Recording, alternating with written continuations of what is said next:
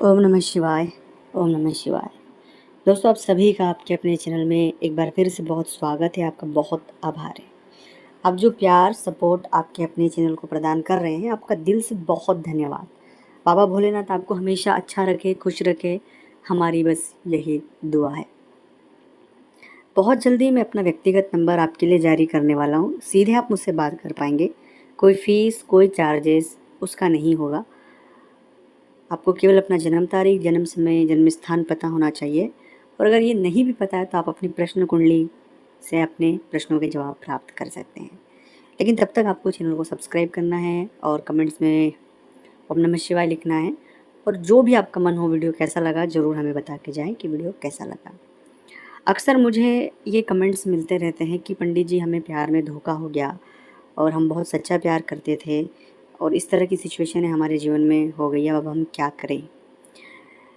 तो प्यार के विषय पर एक ही बात जो सबसे महत्वपूर्ण है कि जो बाहरी व्यक्ति, कोई अन्य व्यक्ति जब भी किसी को समझाता है, समझ पाना बहुत टफ है। मैं पहले ये बात क्लियर कर देना चाहता हूँ, क्योंकि प्यार संवेदना, भावनाओं का विषय और आस्था का विषय है, न कि किसी भी तरह से उसे कोई भी व्यक्ति उसके साथ न्याय कर सकता है या जस्टिस कर सकता है। पर हम कुछ चीज़ों को समझ सकते हैं। उन चीज़ों को समझने के बाद शायद हम हमारे जीवन में किसी तकलीफ या परेशानी से, खासकर इन भावनात्मक रूप से, बच सकते हैं। यही उद्देश्य से मैं यह वीडियो आपके लिए बना रहा हूँ, जिससे कि अगर आप किसी सच्चा प्यार करते हो तो बहुत सी चीज़ें आपकी क्लियर हो जाएगी। सबसे पहली और मुख्य बात कि प्यार जो है वो बंधन नहीं है। बंधन का मतलब ये है कि कई बार मैंने कई सारे कपल्स को देखा है, कई सारे प्यार करने वाले लोगों को देखा है, उनमें बंदिशें होती है। मतलब बंदिशें इस तरह की होती है कि वहाँ क्यों गए आप, वहाँ से किससे बात की, ऐसा क्यों हुआ, वो हुआ, इतने सारे जो चीज़ें हैं। देखिए, केयर करना एक अलग विषय है, सावधानी रखना एक अलग विषय है, लेकिन हर एक बात में जो हमारी एक आज़ादी, हमारी एक फ्रीडम है, हम जिसको भी जो करना चाहते हैं अपने तरीके से मदद करना चाहते हैं वो, तो उन सभी चीज़ों में जो एक पॉइंट आ जाता है, डॉट, जो रुकावट जिसे कहते हैं। अगर इस तरह की सिचुएशन है आपके जीवन बन रही है तो इस प्यार को एक बार फिर से आप एनालिसिस कर लें, क्योंकि ये कहीं एक दूसरे की मजबूरी तो नहीं है। और बाद में जाकर जब ये चीज़ें जब आगे बहुत बड़े स्तर तक पहुंच जाती है, फिर जाके दोनों टकराव होता है और बहुत से नेगेटिव परिणाम आते हैं।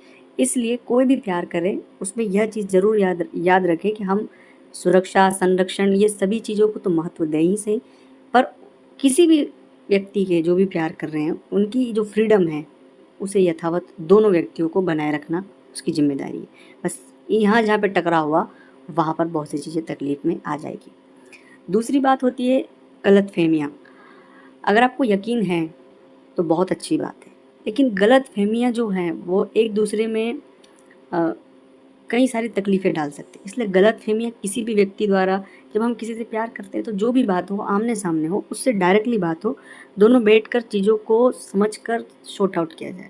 दूसरा व्यक्ति, किसी ने कुछ अपने तरीके से बताया, इसने कुछ अपने तरीके से बताया और दोनों के बीच तनाव एक माहौल हो गया और समझ ही नहीं आई कि सच था क्या।